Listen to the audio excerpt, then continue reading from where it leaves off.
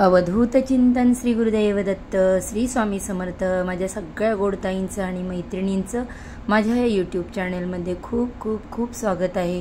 आजचा दिवस तुम्हाला खूप आनंदाचा, भरभराटीचा आणि सुखाचा जावो ही स्वामींच्या चरणी प्रार्थना करते आणि आपल्या या आजच्या नवीन व्हिडिओला सुरुवात करते। आजच्या व्हिडिओमध्ये आपण स्वामी समर्थ महाराजांच्या पुण्यतिथी विशेष कोणकोणत्या ज्या सेवा प्रत्येक जण करत आहेत, काही पारायण करत आहेत, पण जर आपल्याला कोणत्या सेवा जमल्या नाही करायला, पारायण करणे शक्य झाल्या नाहीत, काही अडचणींमुळे आपण ते करू शकत नसेल तर आपण काय करायचे याबद्दलची माहिती पाहणार आहोत।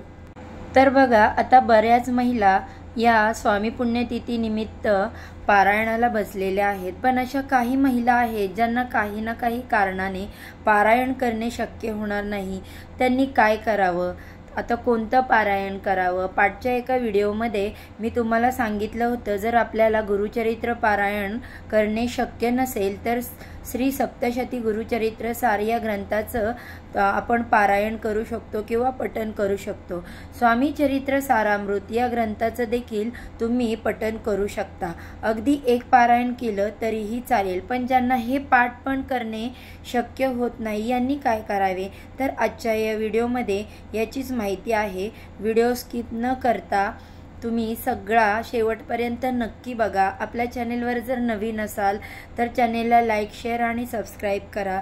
तसेच बेल आयकॉनचे बटन क्लिक करायला विसरू नका, जेणेकरून माझ्या चॅनेलवरती येणारे नवनवीन व्हिडिओज यांचे नोटिफिकेशन तुमच्यापर्यंत अगदी सहजपणे पोहोचेल आणि तुम्ही एक पण व्हिडिओ मिस करणार नाही। तर बघा, एक गोष्ट नेहमी लक्षात घ्या की नामस्मरण म्हणजे काय, तर नाम जप ही सेवा करायला कधीही कोणतेही बंधन लागत नाही। बऱ्याच वेळा असे प्रश्न पडतात की आम्ही गुरुचरित्राचे इतकी पारायण केली, स्वामी चरित्राची इतकी पारायण केली, 11 गुरुवारचे व्रत केले, स्वामींचे 9 गुरुवारचे व्रत केले, खूप सारे उपाय केले, सगळं काही केलं, पण आमच्या मनातल्या इच्छा या स्वामी समर्थ महाराजांनी पूर्ण केल्या नाहीत, आमचे काहीच काम महाराजांनी पूर्ण केले नाही। मला त्यांना एक सांगायचे आहे की त्याच्यात तुमची चूक नाही। एवढ्या सगळं करूनही किंवा एवढ्या सगळ्या आपण सेवा करून देखील मनासारख्या गोष्टी घडल्या नाहीत तर आपल्याला वाईट वाटणार स्वाभाविकच आहे। तुम्हाला माहीत आहे का, कलियुगातली स्वामी समर्थ महाराजांची सगळ्यात आवडती सेवा कोणती आहे, तर ती सेवा म्हणजे स्वामी चरित्र सारामृताचं पठण करणे आणि त्याचबरोबर अतिशय उच्च कोटीची सेवा, आणि ती म्हणजे नामस्मरण करणे। नामस्मरण करताना श्री स्वामी समर्थ किंवा श्री स्वामी समर्थ, जय जय स्वामी समर्थ या मंत्राचं नामस्मरण करत तुम्ही केलेली कोणतीही सेवा कधीच वाया जाणार नाही। आता या स्वामी पुण्यतिथी निमित्त या 7 दिवसामध्ये आपल्याला कोणतेही बंधन, कोणतीही जात पात, धर्म, कर्म हे सगळं बाजूला ठेवून, अगदी मासिक पाळी, धर्म, विटाळसुद्धा सगळं बाजूला ठेवून फक्त महाराजांचा अखंड नामस्मरण करा। महाराज नेहमी म्हणायचे, जो माझा नामजप करत असतो त्याला मी अखंड जपत असतो।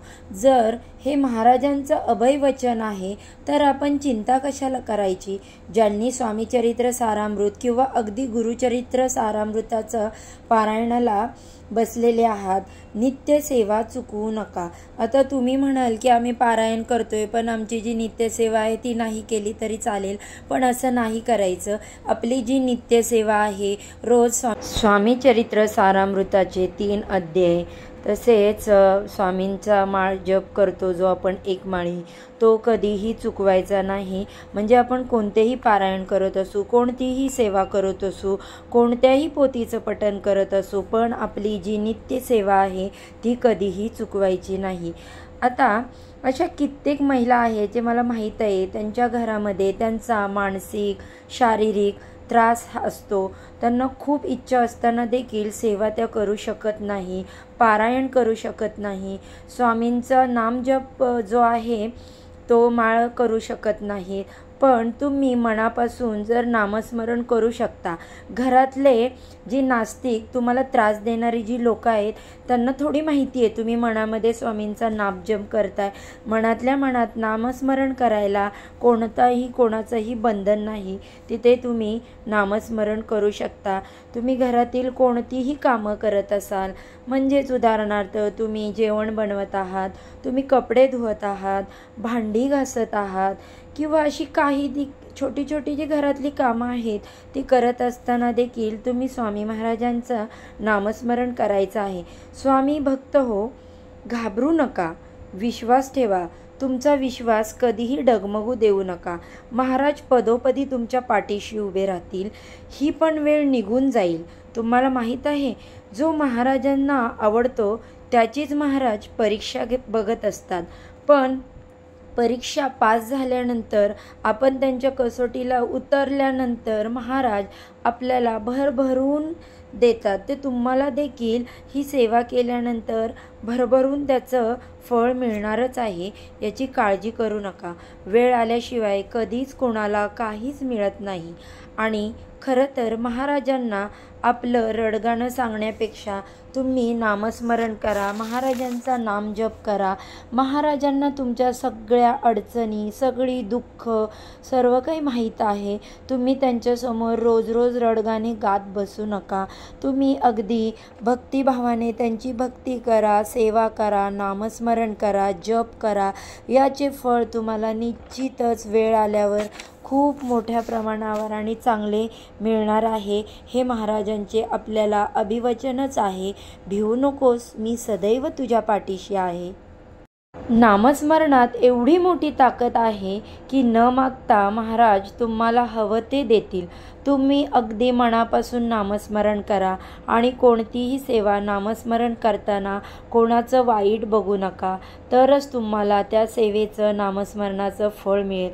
अन्यथा तुम्ही कितीही स्वामी स्वामी केलं तरी स्वामी महाराज तुमचं कधीच काही ऐकणार नाहीत. तुमच्या मनातील इच्छा कधीच पूर्ण होणार नाहीत, त्या नेहमी अपूर्णच राहतील. त्यामुळे कोणाबद्दलही मनामध्ये वाईट विचार आणायचं नाही. त्याचं वाईट होऊ दे, माझंच चांगलं होऊ दे असा विचार कधीही करायचा नाही. आपल्या महाराजांचं आपल्या मनापासून नामस्मरण जप करायचा. आणि हेच पुण्यतिथी निमित्त स्वामींच्या आपल्याला जर पोथी पारायण करणं जमलं नाही तर हाच महत्त्वाचा सेवा आणि भाग आहे, तो आपण करायचा आहे, तो म्हणजे नामस्मरणाचा. तर आजचा व्हिडिओ तुम्हाला कसा वाटला? हा व्हिडिओ तुम्हाला थोडा जरी हेल्पफुल वाटला, याच्यातील माहिती तुम्हाला थोडी जरी आवडली असेल तर हा व्हिडिओ तुमच्या कुटुंबामध्ये, तसेच तुमच्या मित्रमंडळींमध्ये, तुमच्या जवळचे कोणी नातेवाईक आहेत त्यांना शेअर करा.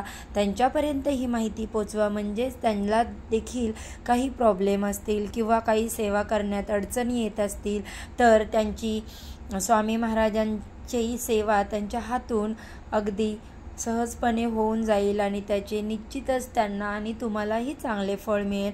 कारण सेवा करण्यापेक्षा सेवा मार्ग दाखवणारा हा खूप महत्त्वाचा मानला जातो. म्हणून मी हा व्हिडिओ तुमच्यापर्यंत आज शेअर करत आहे. तर आजचा व्हिडिओ जर आवडला असेल तर आपल्या चॅनेलला लाईक करा, शेअर करा आणि सबस्क्राईब करा. तसेच बेल आयकॉनचे बटन क्लिक करायला विसरू नका, जेणेकरून आपल्या चॅनेलवरती येणारे नवनवीन व्हिडिओज, माहिती, पूजा, विधी याचे नोटिफिकेशन आणि आपल्या स्वामी महाराजांच्या प्रत्येक कार्यक्रमाचे जी काही सेवा आहे, ज्या काही उपाययोजना आहेत याची माहिती मी तुमच्यापर्यंत अगदी सहजपणे पोचवू शकेल. तर आजचा व्हिडिओ आपण इथेच संपवू आणि उद्या एका नवीन विषयावरती नवीन व्हिडिओ घेऊन मी तुमच्यापर्यंत पुन्हा येईन. चला तर सर्वांना श्री स्वामी समर्थ. जय जय स्वामी समर्थ. अवधूत चिंतन. श्री गुरुदेव दत्त. श्री गुरुदेव दत्त. श्री गुरुदेव दत्त.